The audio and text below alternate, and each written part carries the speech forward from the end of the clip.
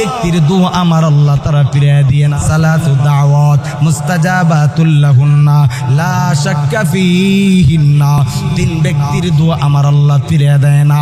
এক নাম্বার দাওয়াতুল মাজলুম, মাজলুমের দোয়া আমার আল্লাহ ফিরিয়ে দেয় না।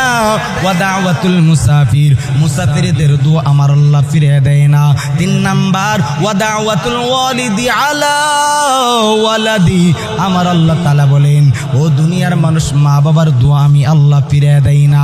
ও নরসিংদীর এলাকার মুসলমান, ও পর্দার আড়ালের মা বোনরা, যাদের মা বাবা আছে, মা বাবার কাছ থেকে তুমি দোয়া চাও, বদুয়া নিও না। খেদমত করো, মা বাবার কাছ থেকে তুমি জান্নাত হাসিল করিয়া নাও।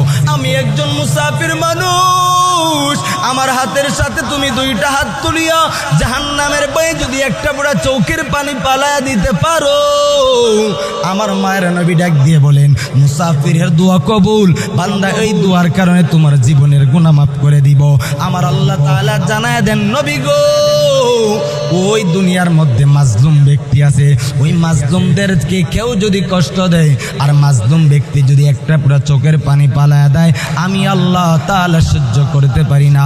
মাজলুমের দোয়াও আমার আল্লাহ ফিরিয়ে দেয় না।